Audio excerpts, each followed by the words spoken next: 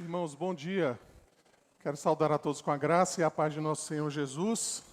Pedir para vocês virem aqui mais para perto, por favor, para a gente poder ter aqui o nosso tempo, de estudo.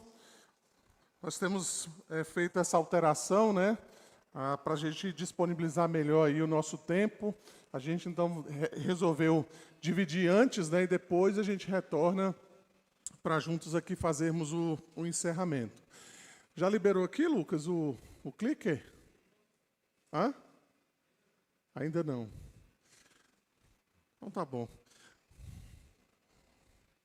Vai ser possível ou não?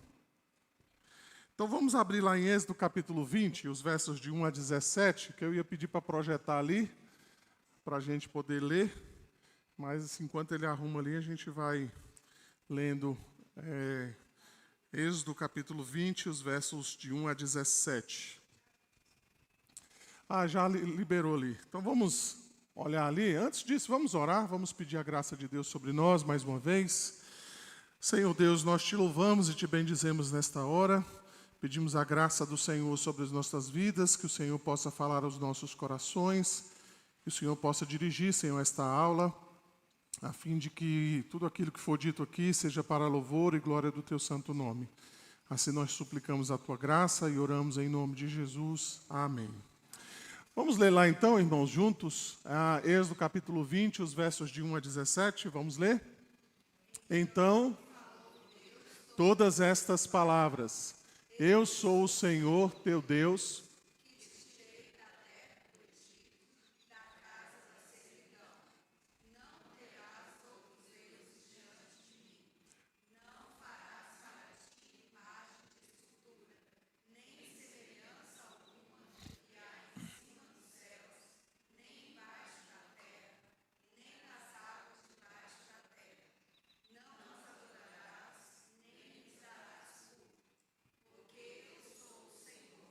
meu Deus, Deus zeloso, que visito a iniquidade dos pais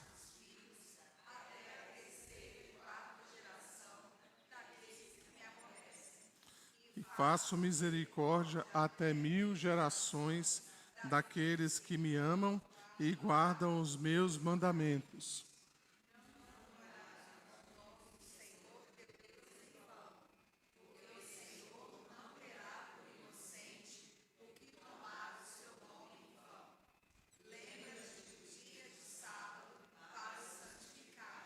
Seis dias trabalharás e farás toda a tua obra, mas o sétimo dia é o sábado do Senhor teu Deus. Não farás nenhum trabalho, nem tu, nem o teu filho, nem a tua filha, nem o teu servo, nem a tua serva, nem o teu animal, nem o forasteiro das tuas portas para dentro. Porque em 6 dias fez o Senhor os céus e a terra, o mar e tudo o que neles há, e ao sétimo dia descansou. Por isso o Senhor abençoou o dia de sábado e o santificou. Honra teu pai e tua mãe, para que se prolonguem os teus dias na terra que o Senhor teu Deus te dá. Não matarás, não adulterarás, não furtarás, não dirás falso testemunho contra o teu próximo, não cobiçarás a casa do teu próximo, não cobiçarás a mulher do teu próximo, nem o seu jumento, nem a sua serva, nem o seu boi, seu jumento, nem coisa alguma que pertença ao seu próximo. Então nós estamos dando uma olhadinha aí no quinto mandamento, O quinto mandamento está aí no verso de número 12. Eu vou pedir os irmãos novamente para lerem, por favor, o verso 12. Vamos lá?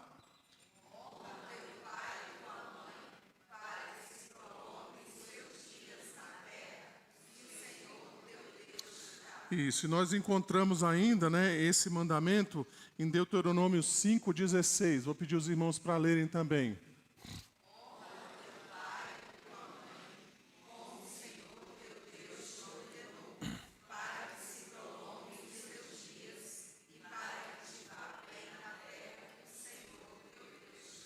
Isso. Então nós estamos olhando aí o quinto mandamento, né? Nós vimos basicamente na primeira vez que olhamos para esse mandamento que ele tem a ver com a questão das autoridades, né? Não se resume simplesmente a pai e mãe, tem a ver com isso, né? Mas tem a ver, de modo geral, de modo mais amplo, com a submissão às autoridades. Nós vimos, então, que dentro dessa perspectiva, né, nós encontramos ali o que as nossas confissões vão dizer a respeito dos superiores e dos inferiores, e também a relação deles como iguais, né? Então, quando a gente pensa, por exemplo, na relação do pai e mãe, né, nós estamos ali diante de uma relação entre superiores e inferiores. Veja, o mandamento não está dizendo que o pai é melhor do que o filho, né? Não é nada disso, não é uma questão de dignidade entre eles, mas tem a ver com a questão da posição que cada um ocupa dentro daquilo que Deus estabeleceu. Então, nesse sentido, os pais, então, devem receber a honra dos seus filhos, né? O servo deve receber, então, o respeito. Melhor dizendo, o Senhor tem que receber o respeito do seu servo, né? A esposa tem que submeter-se ao seu marido. Por outro lado, também tem a questão do dever dos superiores, né? Então, o pai e a mãe têm dever com os inferiores, né? Isso não os desobriga disso. O marido tem deveres para com a esposa e o Senhor tem dever para com o seu servo. Então, foi isso que nós vimos na semana passada. Hoje nós vamos dar uma olhadinha, então, no quinto mandamento, pensando então nessa relação de iguais, né? Por isso que a gente vai falar a respeito então do homem e da mulher, tá? Então eu já falei um pouquinho sobre isso, que o quinto mandamento ele se aplica nessas relações de superiores e inferiores, mas também na relação de iguais, tá? E é isso que a gente vai falar um pouquinho hoje de manhã. Então vamos lá. O Catecismo Maior, ele traz uma pergunta exatamente sobre isso, tá? Então eu vou ler a pergunta e vou pedir aos irmãos então que me deem a resposta. Então a pergunta 131 do Catecismo Maior: quais são os deveres dos iguais? Os irmãos. Os deveres dos iguais são considerar a dignidade e o merecimento dos outros, tendo cada um. Vamos lá de novo? Os deveres dos iguais são considerar a dignidade, tendo cada um aos outros por superiores, e regozijar-se nos dotes e na exaltação uns dos outros como de si mesmos. Se fosse uma prova de Detran, vocês tinham sido reprovados, né? Mas vamos lá, veja então que o mandamento, né, já adiantando algumas questões aqui, ele vai dizer então que nessa relação de iguais, né, você deve então regozijar-se e exaltar então a questão de uns para com os outros. Isso é muito importante, a gente vai tratar disso mais adiante, né? Especialmente no que diz respeito dessa relação entre homem e mulher. No final, eu espero trazer algumas aplicações práticas em relação a isso. Dentro disso também, o Catecismo Maior, na pergunta 132, lembra que a gente sempre, olhando as perguntas do Catecismo, a gente sempre fala daquilo que é dever e daquilo que é pecado, né? Então, sempre tem uma questão positiva, ou seja, daquilo que você deve fazer, e sempre tem uma questão negativa, ou seja, daquilo que você não deve fazer. Você pode prestar atenção nisso, que você vai encontrar isso nas perguntas do breve e do Catecismo Maior também. Então, esse aí é o que você não deve fazer. Então, quais são os pecados dos iguais? Vamos lá? Os pecados...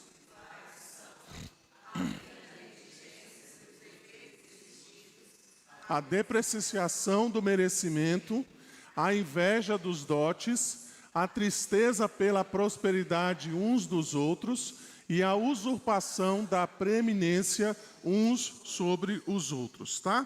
Então vamos lá. Embora então haja diferenças entre homens e mulheres, não apenas sexuais, mas de posição e propósito pelos quais foram criados, nós vamos considerar a sua igualdade baseados, então, na imagem e semelhança de Deus. Então, esse é o primeiro ponto importante que a gente precisa considerar Uma vez que eu sei que lá no final, né, vai entrar aí numa discussão sobre a questão do homem e da mulher, existe uma discussão muito grande, né, acirrada dos nossos dias atuais, mas a primeira coisa que a gente precisa compreender é essa, né? A base, então, dessa valorização de ambos tem a ver com a imagem e semelhança de Deus. A gente vai ver que não tem nada a ver com questão de competições, mas exatamente pelo fato de que homem e mulher foram criados à imagem de Deus. Veja lá, vou pedir alguém para ler para mim, por favor, Gênesis capítulo 1, os versos 26 e 27. Quem achou e pode ler para mim, por favor, bem alto.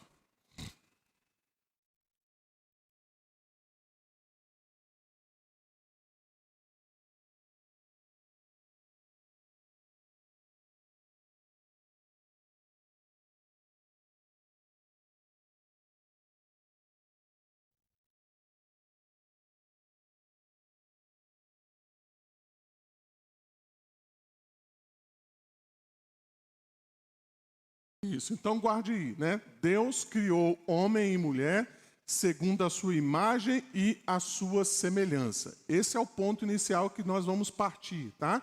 Então veja, irmãos, que a Bíblia, ela não discute aqui para nós a respeito do valor que o homem tem em relação à mulher. A discussão não é essa, né? Eu sei que lá na frente a gente vai falar sobre isso, né? Porque muitas vezes a discussão é exatamente sobre outras questões que diz respeito à posição do homem e à posição da mulher. Mas a Bíblia não discute a questão relacionada à imagem e semelhança de Deus. Para a Bíblia, homem e mulher, eles foram criados segundo a imagem e semelhança de Deus. Esse é o ponto. Daqui a pouco a gente vai então tentar olhar exatamente a posição que Deus colocou cada um desses dois, né? E obviamente isso tem diferença.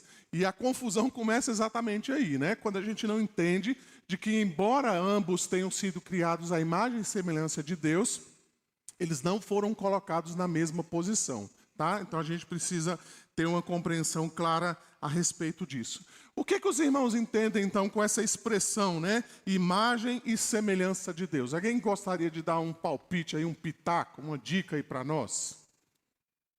Um de cada vez. Hã?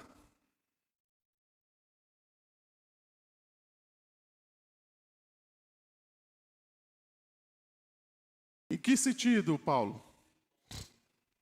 O sentido espiritual. Paulo está colocando aqui que imagem e semelhança de Deus tem um sentido espiritual. O que os irmãos poderiam acrescentar aí? Vocês não tomaram café hoje, não? Hã? É o fuso horário, Eliane? É?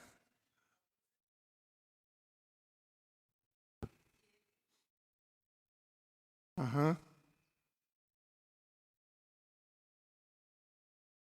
Sim. Comunica. Um deles aí, fala para nós, Eliane. O que Deus comunica a nós que é um atributo dele?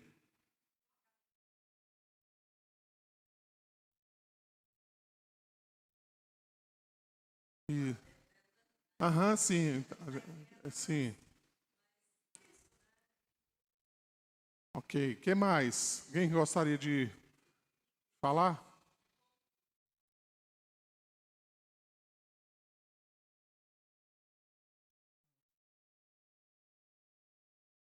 Ok. Então vocês acham que o homem é pouca coisa? Não.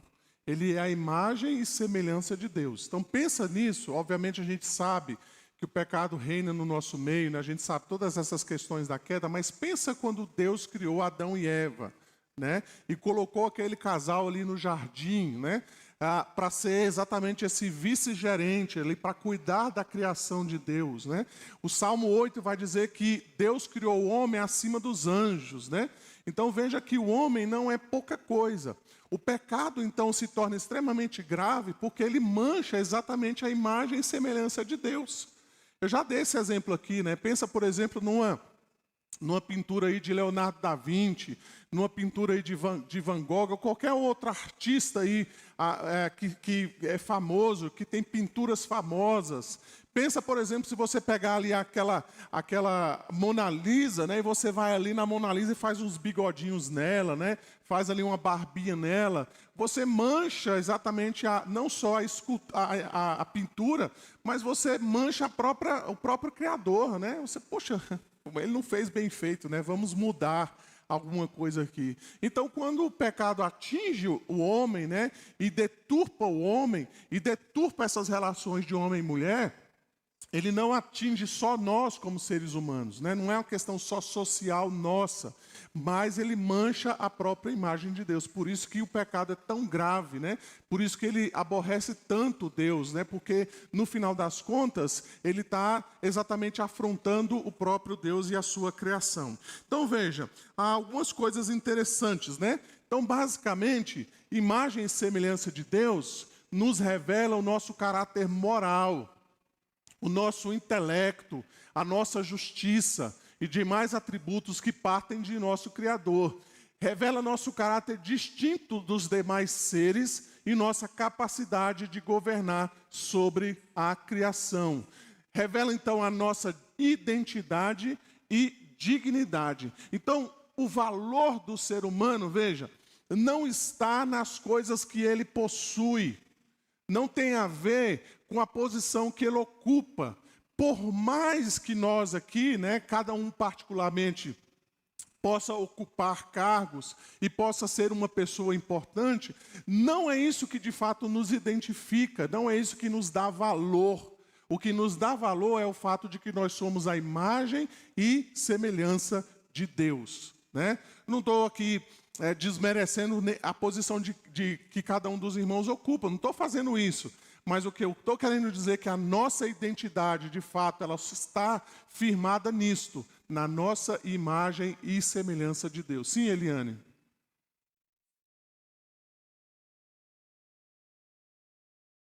Sim.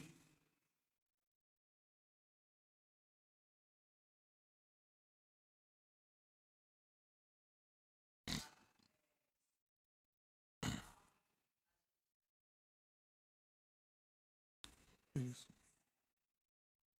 Por exemplo, quando a gente pensa nas pessoas que moram em rua, né, e estão vivendo aquela situação, é entristecedor nesse ponto, né, porque de fato é a imagem e semelhança de Deus ali, né.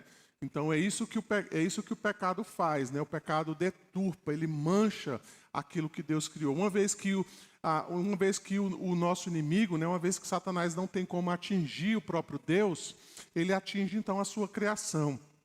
E quanto mais baixo, quanto mais deturpado, quanto mais sujo o ser humano se torna, mais ele mancha a própria imagem de Deus, né? Nessa tentativa, então, de trazer isso diante do Senhor. Mas vamos lá, só para a gente compreender aqui um pouquinho melhor, né? Eu separei aqui algumas questões importantes a respeito dos aspectos, então, da imagem e semelhança de Deus.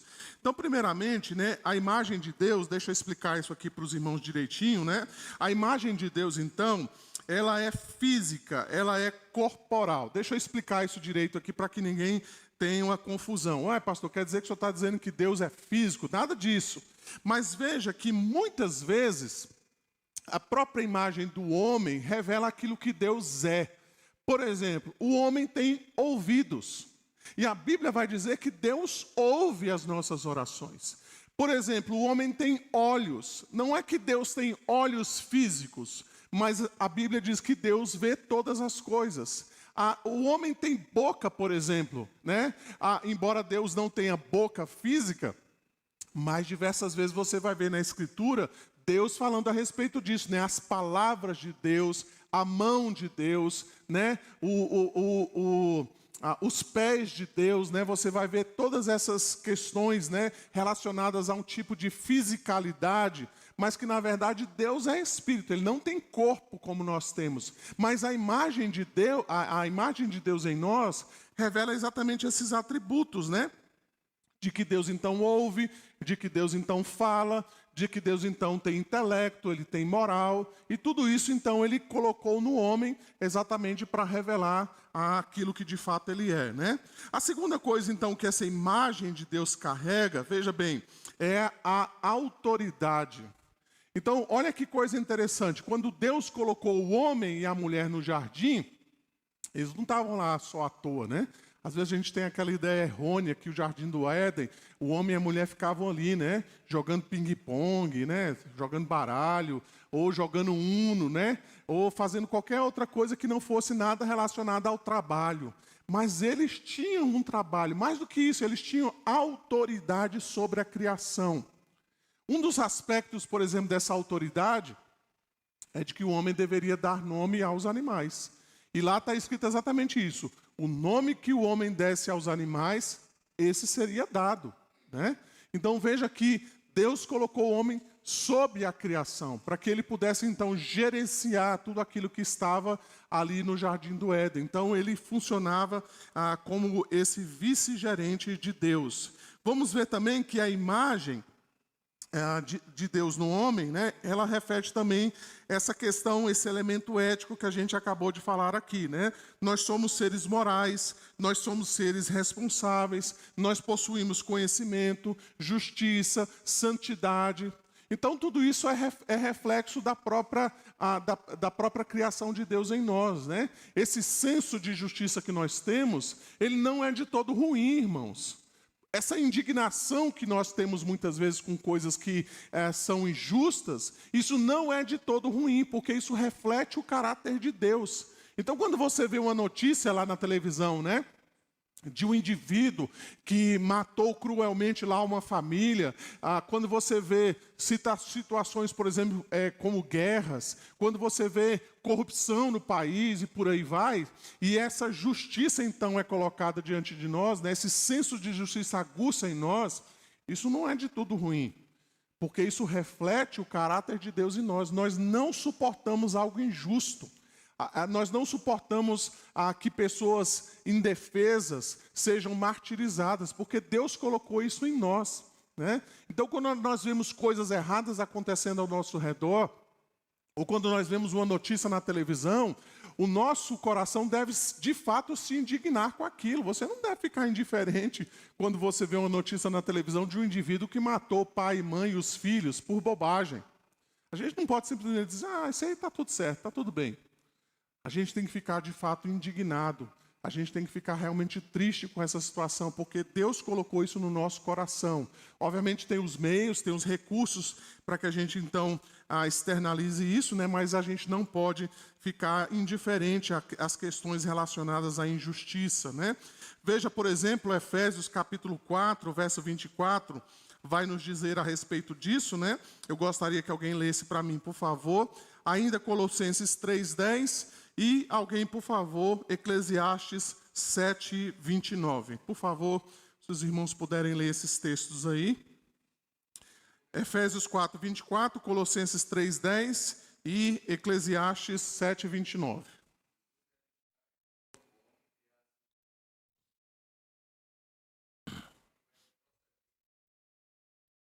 Isso, tá? Colossenses 3:10.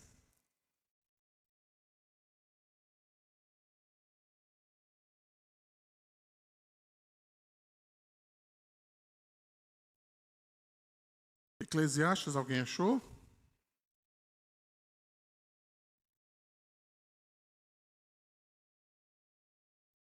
A senhora leu 7:9?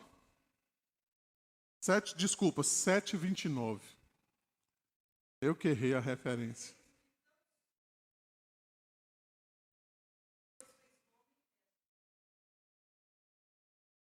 Isso. Então, o que é nós sermos nova criatura, irmãos? É nós estarmos sendo restaurados à imagem de Deus, né? É nós estarmos dia a dia sendo recompostos, né? No que diz respeito à imagem de Deus. Veja que o pecado, então, manchou isso, mas uma vez que agora somos convertidos, né? A imagem de Deus, por meio de Cristo, está sendo restaurada em nós. E é isso, então, que esses textos nos contam aqui. Vamos fazer algumas considerações a respeito disso, né? Algumas considerações importantes sobre esse tema. O primeiro, então, eu já falei, né? Homem e mulher foram criados ou foram feitos à imagem de Deus, né? Pensa aí na imagem, incluindo a palavra semelhança também, para não ser muito repetitivo, né? Mas fomos feitos à imagem e semelhança de Deus. Veja lá Gênesis 1, 27, nós já falamos sobre isso. Criou Deus, pois, o homem à sua imagem, a imagem de Deus o criou, homem e mulher os criou. O capítulo 2, verso 20, fala de uma auxiliadora que lhe fosse idônea. O verso 23 do capítulo 2 de Gênesis fala que essa mulher foi criada ossos dos meus ossos, carne da minha carne. A própria palavra no hebraico para Adão, ela não tem só o sentido do nome, né, de Adão, mas ela tem um sentido também da própria humanidade. Por isso que Adão era o nosso representante, né? Então, Adão inclui a criação de toda a humanidade, o que inclui certamente Eva, né? Você vai ver, por exemplo, né, algumas questões importantes lá em 1 Coríntios capítulo 11, o verso 7, quando Paulo vai dizer assim, porque na verdade o homem não deve cobrir a cabeça por ser ele imagem e glória de Deus, mas a mulher é a glória do homem. Então veja que tudo isso aponta para o fato de que estes seres humanos foram criados à imagem e semelhança de Deus. Certamente os propósitos, os planos, né, para cada um deles difere, mas a dignidade deles está nisso, de que eles foram criados à imagem e semelhança de Deus. Além disso, então, nós vamos perceber que a própria diferença sexual reflete a imagem e semelhança de Deus. Veja, por exemplo, que o próprio fato deles coabitarem e terem filhos mostra exatamente o reflexo que Deus tem a respeito de nós. O que nós somos de Deus? Filhos. Por isso, então, Deus criou esse casal para que eles tivessem o quê? Filhos, né? Para refletir exatamente isso. Veja, por exemplo, que João, capítulo 1, verso 12, diz que todos aqueles que recebem o Senhor Jesus Cristo, foram dados a eles serem filhos de Deus, a saber, aqueles que creem no nome de Jesus. Então, a própria sexualidade mostra isso, de que homem e mulher foram criados não só para conviverem juntos, mas também para terem filhos, o que reflete, então, o próprio caráter de Deus. Você vai ver, por exemplo, Romanos capítulo 8, os versos 14 a 17, mostrando exatamente isso, né? Lá Paulo vai dizer assim, pois todos os que são guiados pelo Espírito de Deus são filhos de Deus, porque não recebestes o espírito de escravidão para viverdes outra vez atemorizados, mas recebestes o espírito de adoção, baseados no qual clamamos, Abba, Pai. O próprio Espírito testifica com o nosso espírito que somos filhos de Deus. Ora, se somos filhos, somos também herdeiros, herdeiros de Deus e co-herdeiros com Cristo, e se com Ele sofremos, também com Ele seremos glorificados. Então vejam que a menção aqui é exatamente essa, né, de que este casal foram criados e o sexo deles foram colocados de maneira diferente, exatamente para que eles pudessem ter filhos. E isso pudesse refletir, então, o caráter paternal de Deus sobre nós. Além disso, então, você vai ver que o amor entre marido e mulher muitas vezes refletia o amor de Deus para com o seu povo. Basta você ler, por exemplo, Ezequiel 16, a gente não vai ter tempo aqui, basta você se lembrar de Oséias. Você lembra da história de Oséias, do profeta Oséias? Alguém sabe lá resumir o que basicamente Oséias trata ali no seu livro? Alguém lembra lá?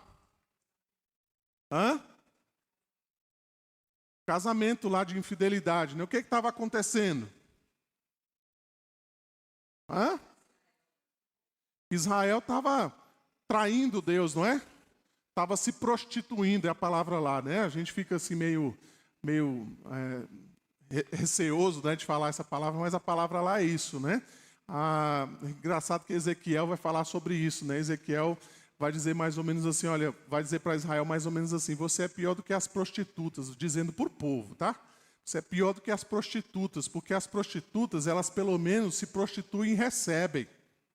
Você, Israel, faz isso de graça, né? E Deus chama a atenção daquele povo exatamente porque eles tinham vários ídolos, né? Que era então a prostituição dele, era ter outros deuses. E isso então é comparado exatamente a essa relação de marido e mulher.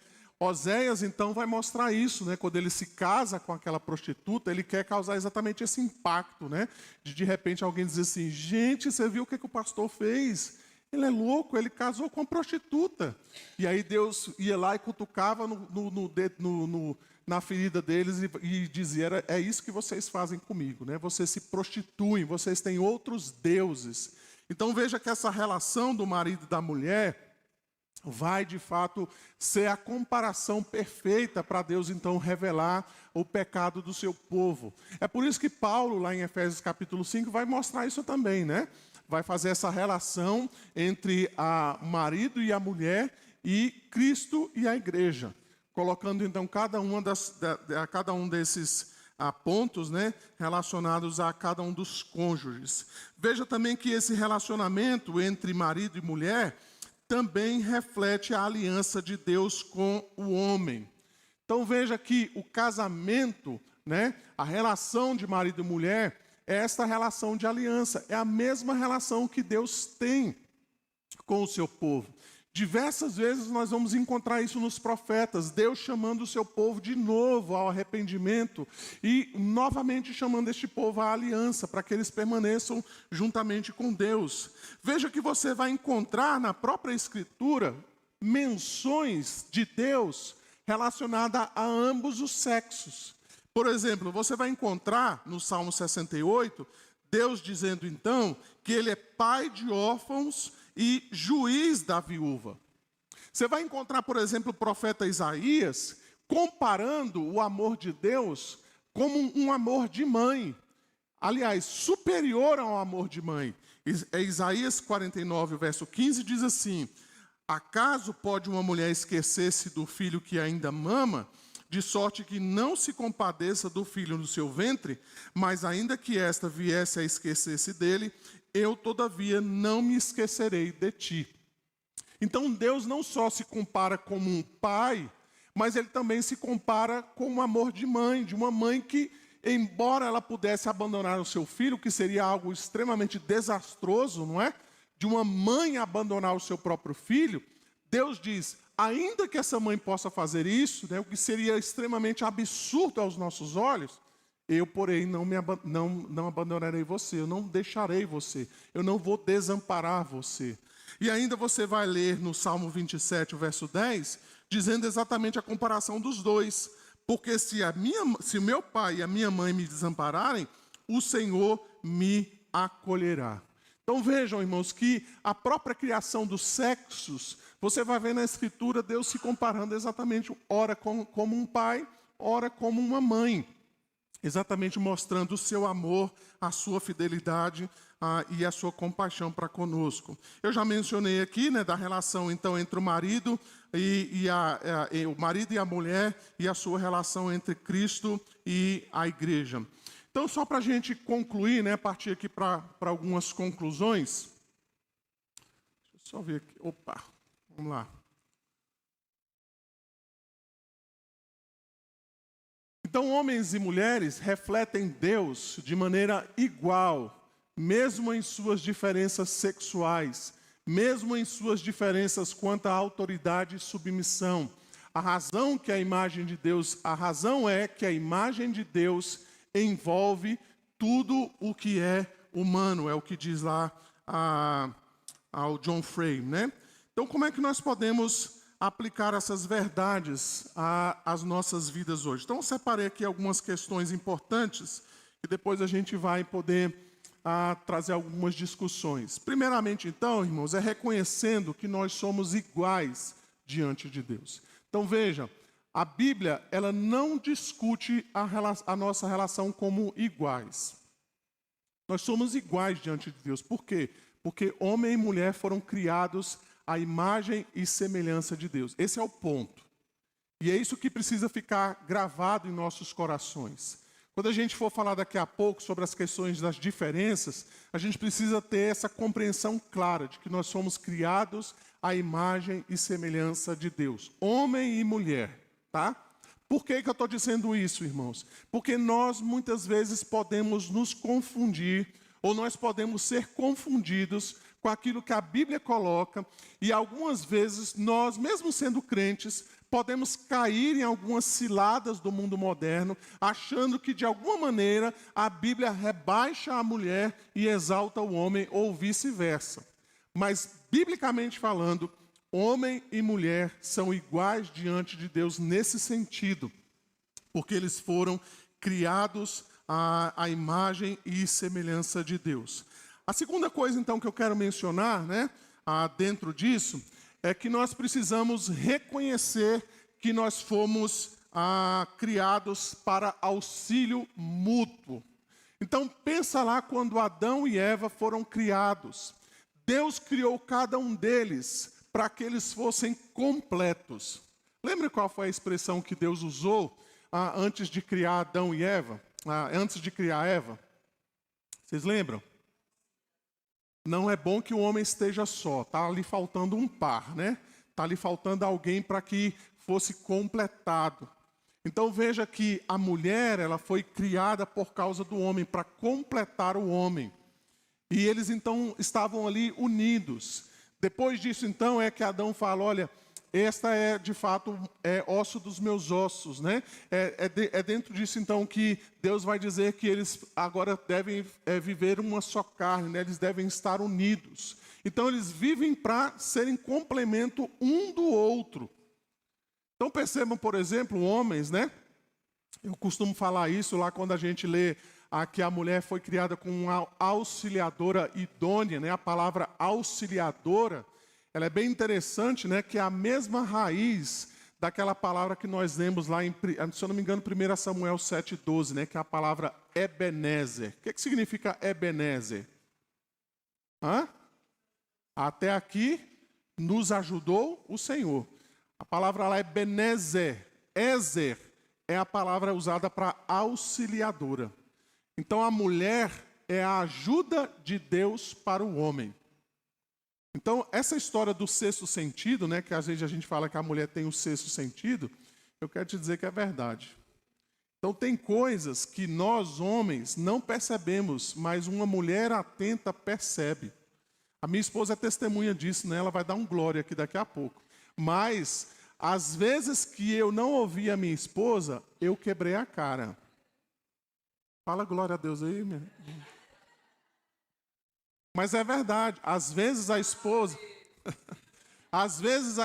diz para o marido, olha, eu não sinto paz nisso que você está fazendo, olha, cuidado com essa pessoa que você está andando, olha, não está me cheirando bem essa situação. Nós, homens, influenciados muitas vezes por uma cultura machista, o que a gente faz? Você está perturbando, essa mulher fala demais, está enchendo o saco, para de falar. E muitas vezes nós acabamos quebrando a cara porque nós vamos adiante achando que nós somos bem resolvidos, né? E nós acabamos entrando em muitas situações embaraçosas. Então veja que homem e mulher, eles se completam, eles precisam estar juntos. Deus criou cada um deles com as suas características. Deus criou cada um deles, então, para estarem juntos, né? Então, o casal deve viver juntos. Então, percebam, irmãos, como isso tem a ver com tudo aquilo que é contrário à nossa cultura. Porque a cultura parece que é um homem para um lado, a mulher para o outro, e cada um vai buscando os seus próprios interesses, e cada um está querendo competir mais do que o outro, e fica aquele cabo de guerra de um lado e de outro, e parece que o marido é inimigo da esposa, a esposa é inimiga do marido. E aí a cultura diz para o homem, olha, não deixa a mulher mandar em você, porque se você deixar a mulher mandar em você, você é um frouxo, você é isso, você é aquilo. Por outro lado, diz para a mulher, olha, não deixe que o marido te mande as coisas, não deixa que ele te subjugue, você tem que ser aquela mulher libertadora, aquela mulher, então, vencedora, não deixe o marido determinar o que você tem que fazer. Mas a Bíblia diz que nós devemos nos unir. Nós devemos andar juntos, né? Porque nós fomos criados a partir disso, irmãos. Então, quando nós olhamos, por exemplo, Efésios capítulo 5, a partir do verso 21, né, que eu falei que, na verdade, o verso 21 tem que estar incluído lá, não é que Paulo está sendo machista. Paulo está, de novo, olhando para a criação e está dizendo, foi assim que Deus criou. Deus criou o homem para liderar. E Deus criou a mulher para ser a sua auxiliadora. Deus criou o homem para governar e dirigir a sua família. E Ele criou a mulher para auxiliar o marido nisso. Eles precisam andar juntos. Eles precisam andar unidos. Se isso de fato não acontece, irmão, certamente vai acontecer diversos problemas. Além disso, então, nós precisamos rejeitar as ideologias que maculam o homem e a mulher. Aqui vale para os dois lados, tanto para aqueles que defendem o machismo, como aqueles que defendem o feminismo, né? Aqui, o pau que dá em Francisco dá em Chico também, né? Então, a gente está falando das duas coisas. Por quê, pastor? Porque existem os dois lados que estão maculados. A gente fala muito sobre o feminismo hoje, mas o machismo também está presente. Então veja que nós, muitas vezes, até dentro da igreja, nós somos influenciados por uma coisa ou por outra. E a tendência, muitas vezes, é desvalorizar o homem, como também desvalorizar a mulher. Às vezes, a tentativa é de valorizar o homem, mas também valorizar a mulher. E, às vezes, o que a gente encontra dentro da igreja é exatamente isso, né? Às vezes, essa competição que existe, né? Essas coisas, muitas vezes, que existem. Então, eu vou dar um exemplo bem prático aqui para os irmãos. Muitas vezes, né, dentro da nossa denominação, a gente fala muito sobre o trabalho da SAF, não é? E a gente valoriza, de fato, o trabalho que a SAF faz. E existem muitos documentos na nossa denominação que sobem lá para o Supremo Concílio. Acho que na última reunião subiu bem uns 9 ou 10, pedindo a ordenação de mulheres para o diaconato, para o presbiterato e até mesmo para que ela possa pregar no culto público. E daqui por diante, se isso de fato for aprovado, já estão pedindo a ordenação de mulheres ao sagrado ministério.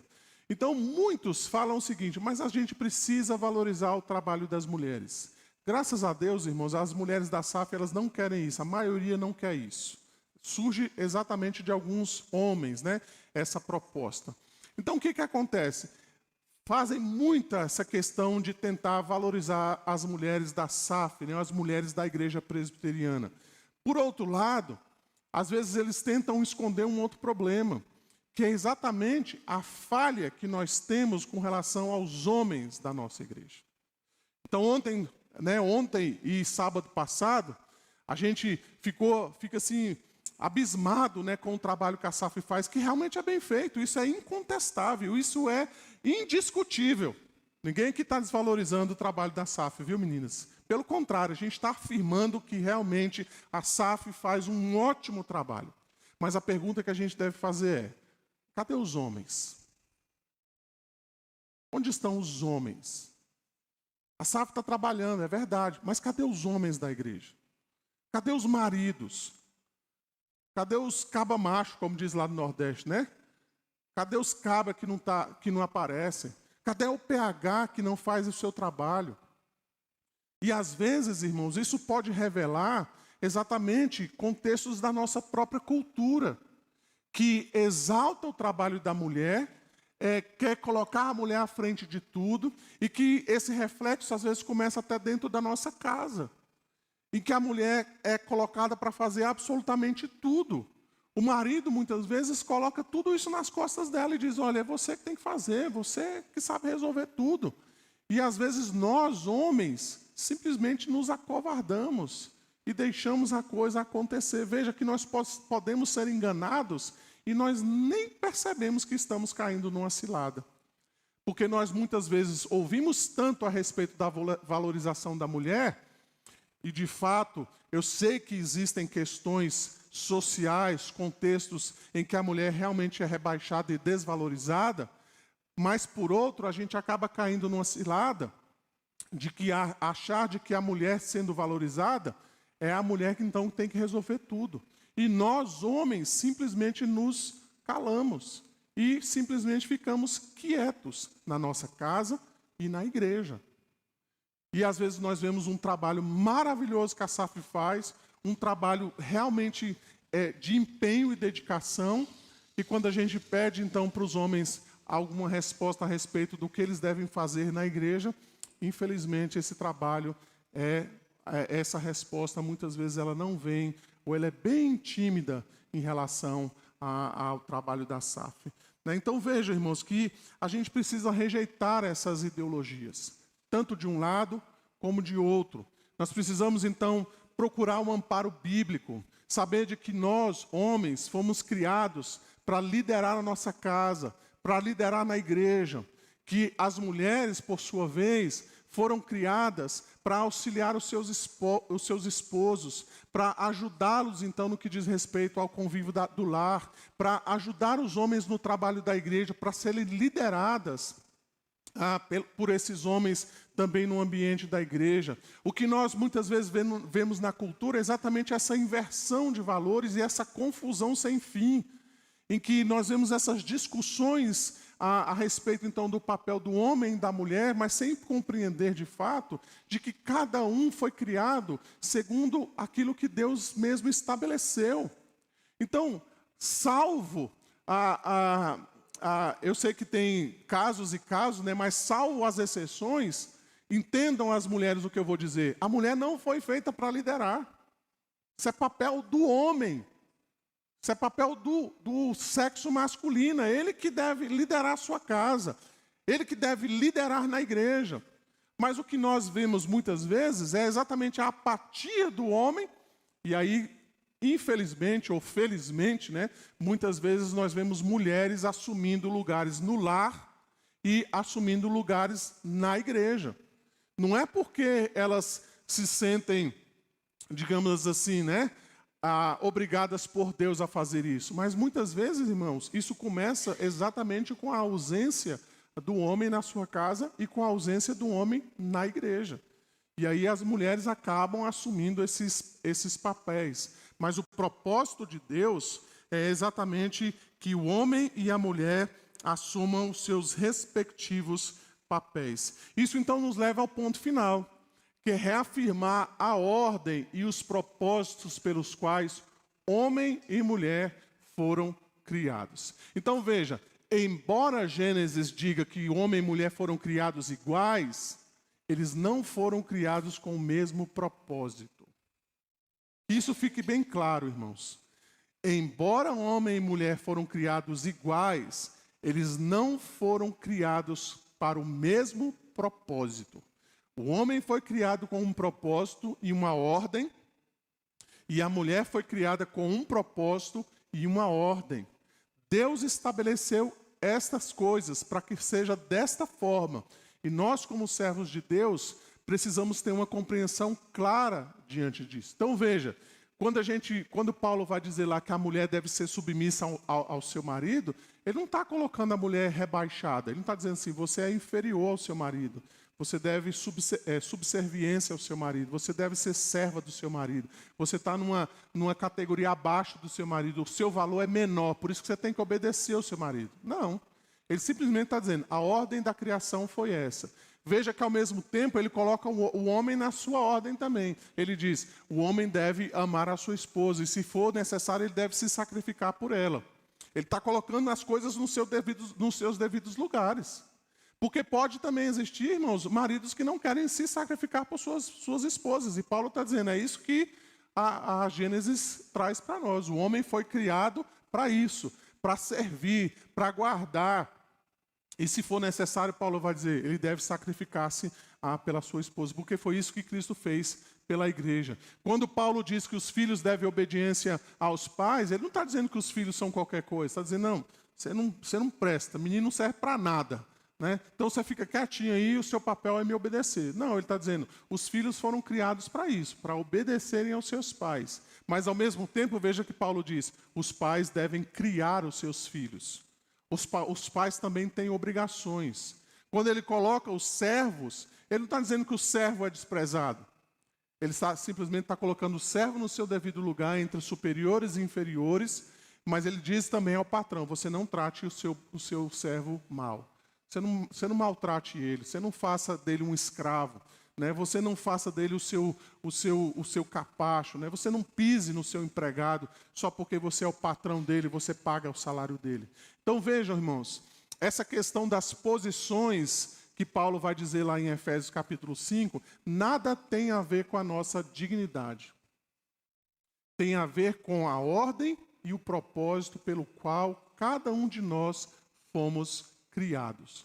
Homem e mulher, marido, esposa e filhos. Cada um deles tem a sua dignidade no fato de que eles são imagem e semelhança de Deus. Mas cada um deles certamente tem a sua posição, a sua ordem pelo qual foram criados. Ok? Está aberto aí a perguntas. Se alguém quiser fazer alguma consideração, este é o momento, esta é a hora.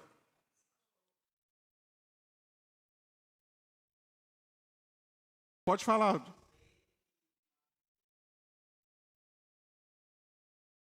Marido o quê? O que é muqueiro?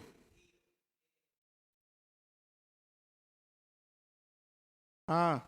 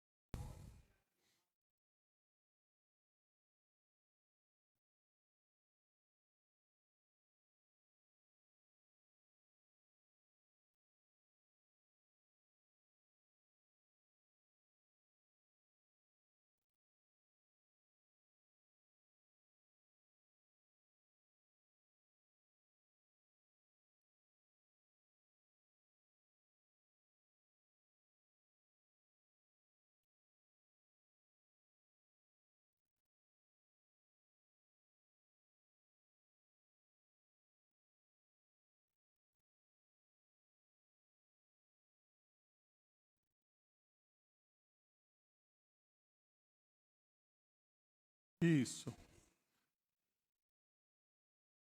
É.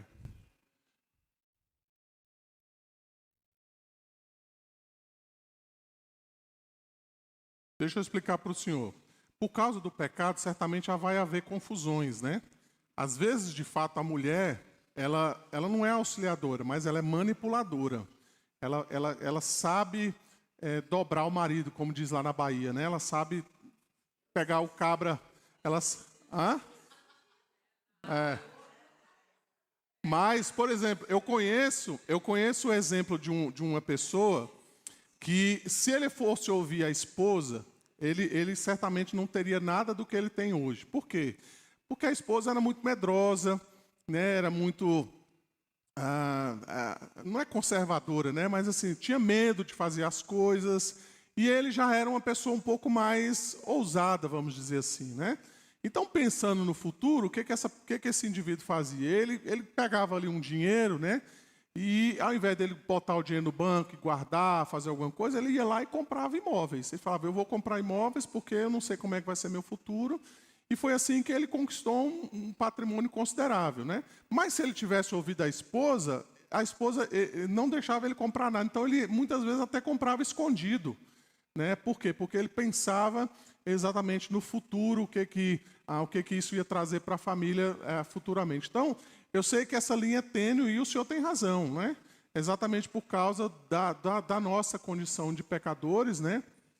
O marido muitas vezes pode acabar fazendo coisas sem consultar a esposa, né? Ele pode simplesmente dizer, não vou ouvir, porque eu não quero ouvir essa mulher, ela só põe o negócio para trás, e eu não vou ouvir, aí ele toma a decisão de não ouvir mais a esposa, mas, por outro lado, a esposa pode se tornar uma mulher manipuladora, né? Que aí cai nessas coisas, né? Você faz as coisas e não me consulta, você faz e não me fala, e aí tem essas questões que, por causa do nosso pecado, acontecem de fato. E o senhor usou a palavra correta, a gente precisa ter essa harmonia, né? E isso vem exatamente com a convivência, com a compreensão do nosso papel, com a transformação que Deus opera no nosso coração, tanto do homem como da mulher, né? Para que o casal possa estar juntos, né, nesse sentido. Então, se às vezes o marido está em dúvida, pode consultar a mulher. A mulher, às vezes, também tem que compreender, né, a importância da situação e não usar isso para manipulação dela, mas compreender isso como sendo algo bom para o casal, para a família. Mas isso, de fato, leva tempo, né? Mas por causa do pecado, muitas vezes não é o que acontece, infelizmente, né? A gente vê extremos dos dois lados. Sim, Eliane e depois Ana Angélica.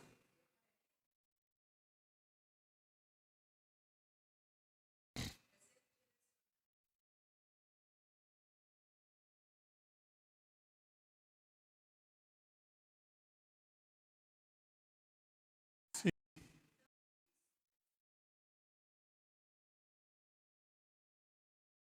Aham.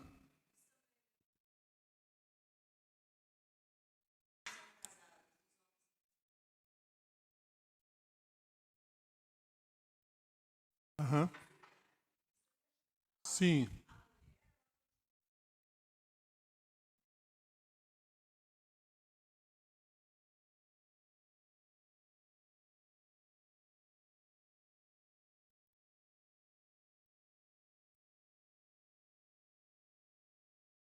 Aham.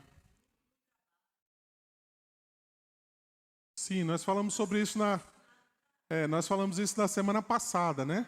Que o lar, ele seria o protótipo daquilo que é na sociedade, né? Então, se o homem ele precisa ser líder no lar, ele precisa ser líder nos outros ambientes também. Mas o lar, ele proporciona tudo isso, né?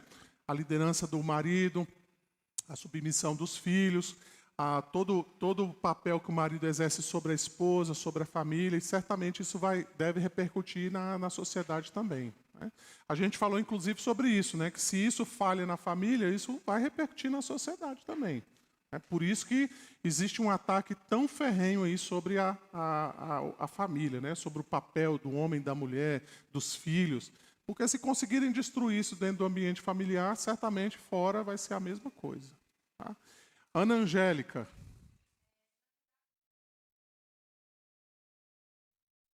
Vai lá. Sim.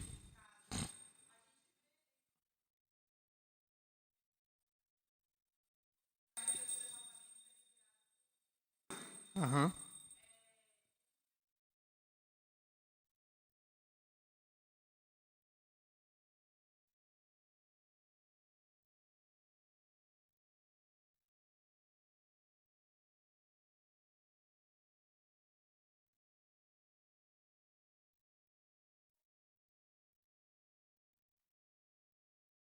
Sim.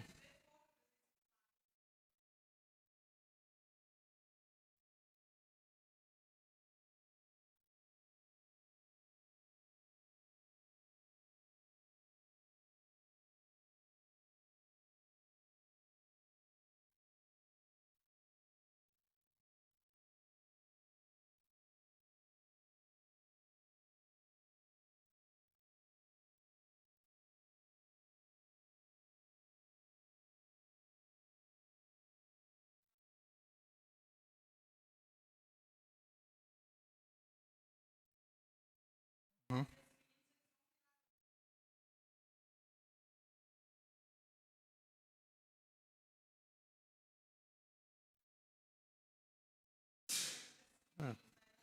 É reflexo de um contexto maior, geral, né? Então, isso não é exclusivo do departamento infantil, a gente vê isso em vários contextos dentro da igreja, né? Reflexo daquilo que eu mencionei agora há pouco. Muitos homens não lideram as suas famílias e isso reflete, infelizmente, no contexto da igreja também, né? Então, o homem acha que a mulher está lá fazendo, não tem problema, eles se sentem acomodados com isso, né? E aí eles acham que está tudo bem. A mulher está liderando, está fazendo, a SAF faz um trabalho maravilhoso, para que o PH vai se mover? Não, a SAF já está fazendo, né? Então a gente acha assim, não é nosso papel fazer isso, quando na verdade deveria, né? A gente fala, por exemplo, muito sobre mulheres de oração, mas a gente fala pouco sobre homens de oração, não é? Mas os exemplos de homens de oração, Moisés, né, Davi, Salmos, né, Daniel, né, o próprio Senhor Jesus, né, foram homens de oração. E às vezes a gente acha que oração é uma coisa tão inútil que a gente passa para as mulheres. Deixa as mulheres orarem. É inútil isso, é perda de tempo.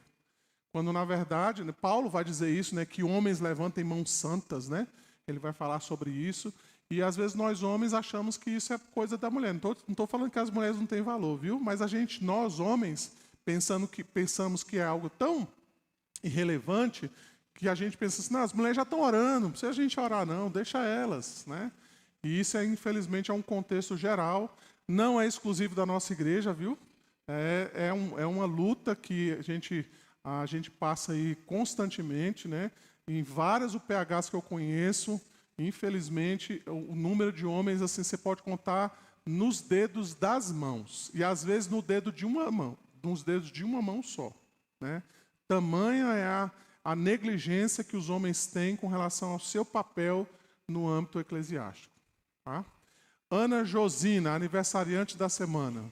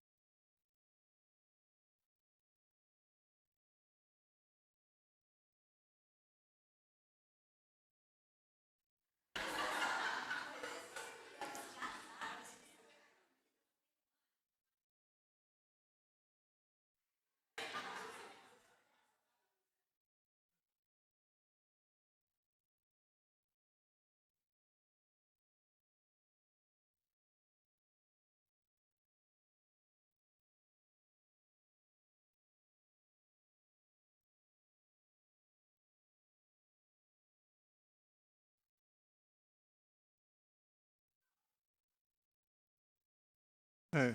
Irmãos, né? Ah,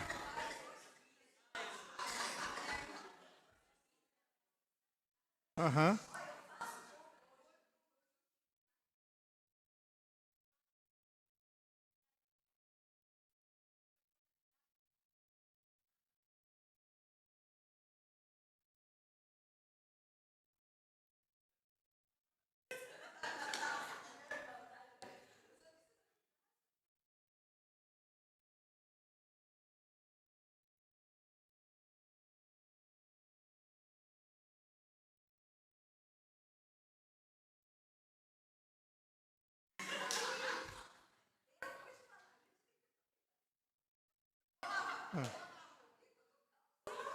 Eu tô achando que essa semana eu vou trabalhar muito, viu? Respondendo aí tudo isso.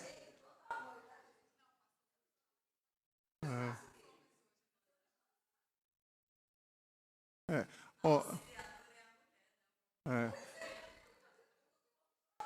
Então, é nesse sentido que eu falo, né? Por exemplo, eu dou graças a Deus pela Luciana, minha esposa, né? Que ela me incentivou muito a realmente a... Foi difícil, né? A exatamente fazer coisas que às vezes a gente acha que é besteira. Por exemplo, né? Ah, vai trocar um chuveiro. Então eu pensava assim, não, a gente chama alguém que troca. Ela, não, você vai trocar, você aprende a trocar, né? Ah, tem que fazer isso. Não, você faz, você. Então assim, eu cheguei ao ponto, né? Eu estou falando de mim, que, por exemplo, eu já cheguei a pintar a nossa casa lá onde eu morava no Gama, né? Então assim, não vamos pagar para ninguém, né? Porque às vezes essas coisas são caras. E de fato, irmãos, a gente precisa se atentar. Eu falei com os homens há 2 domingos atrás, né? O presbítero Eduardo até falou comigo assim, eita pastor, você já foi logo com os 2 pés nos peitos dos homens, né? Mas vejam a realidade da nossa igreja. Hoje nós estamos praticamente com um presbítero já se despediu, daqui a pouco a gente está tentando segurar o outro, mas ele já está convencido de que tem que ir embora mesmo, né? Então, daqui uns dias ele vai nos deixar, vai deixar também, né, a convivência do presbiterato. Nós vamos ficar com 2 presbíteros, nós temos 2 diáconos.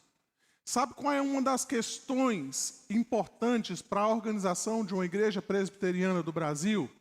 São pelo menos 3 coisas. Você tem que ter, primeiro, você tem que ter um orçamento financeiro que dê condições de manter o trabalho, manter o obreiro, pagar as taxas presbiteriais, né, a dízimo do Supremo Concílio. É a primeira coisa, você tem que ter dinheiro para organizar uma igreja. Segundo, você tem que ter o obreiro, pastor que vai ser o pastor daquela igreja. Terceiro, você tem que ter liderança. Você tem que ter homens que vão trabalhar naquela igreja. Então, essa igreja aqui, em 1999, quando eles fizeram a assembleia de inauguração, de organização da igreja, tinha presbíteros, diáconos, e a igreja foi organizada.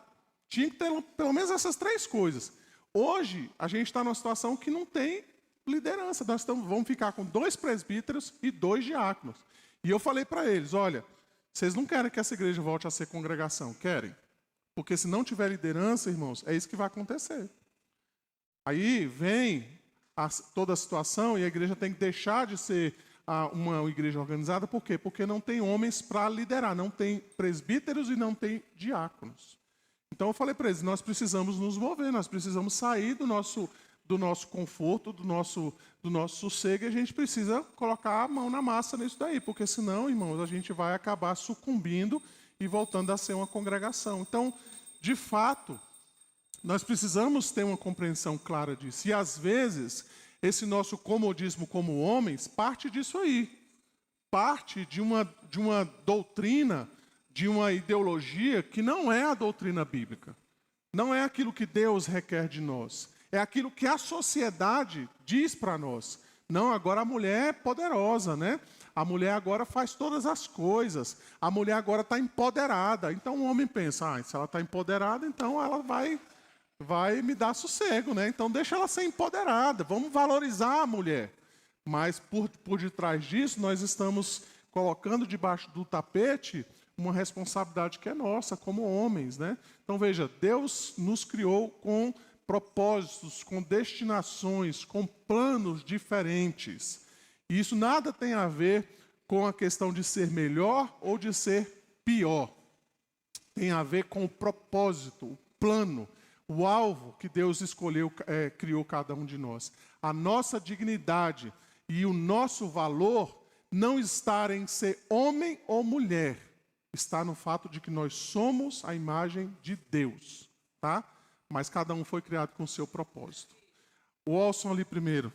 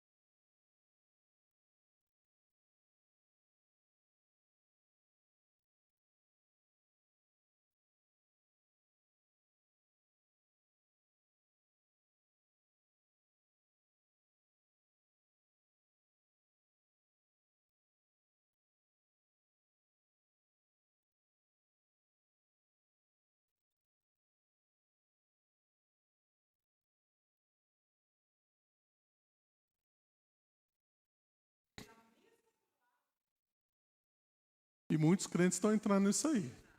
Diga, Walso, para a gente encerrar.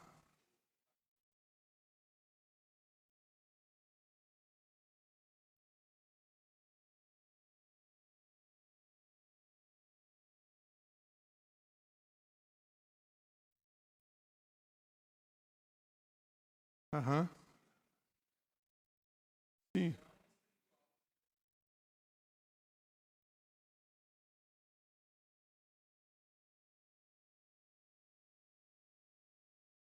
Aham.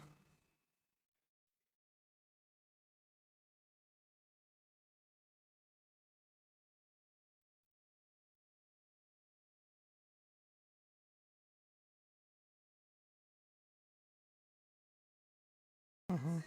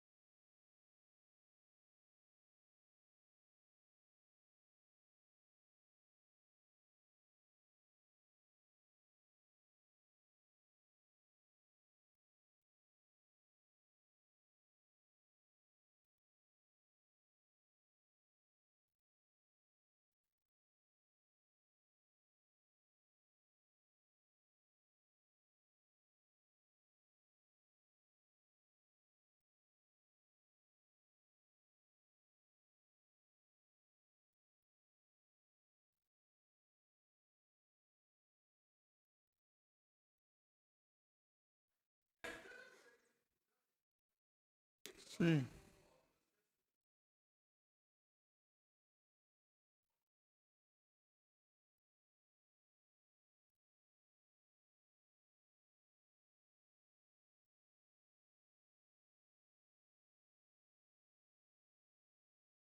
Uhum.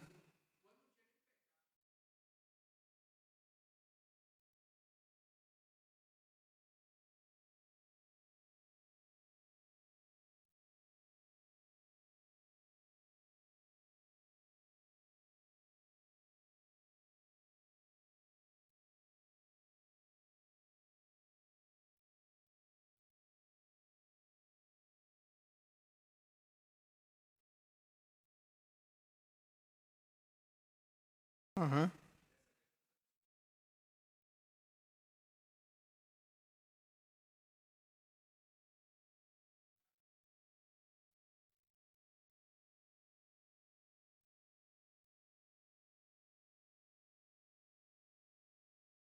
Uhum.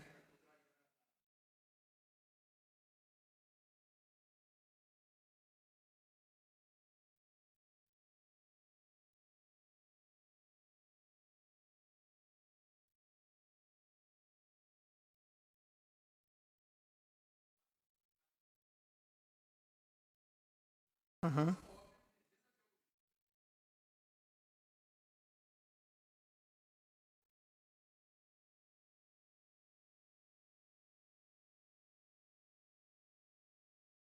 Walso, o que eu... Aham. Sim. Aham. É, isso. É. Assim, só para a gente encerrar de fato, né? Assim, basicamente, o que eu percebo na lida pastoral, às vezes essas questões de temperamento de cada um, né? Às vezes um é mais calado, o outro é mais espontâneo. Essas diferenças que a gente tem, às vezes, na maneira de enxergar algumas coisas.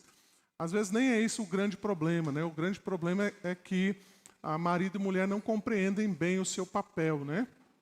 Então, acaba que essas questões vão dar exatamente nesse fim, né? Vão dar no fim de que é a falta de compreensão que cada um tem com relação ao seu papel dentro do lar, né?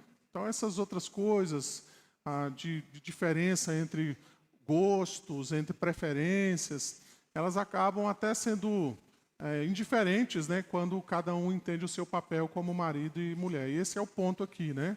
O ponto é que a gente compreenda, homens, compreenda o seu papel dentro do lar, dentro da igreja, E a mulher também entenda o seu papel como esposa, né, mãe, e também dentro da própria questão da igreja, né?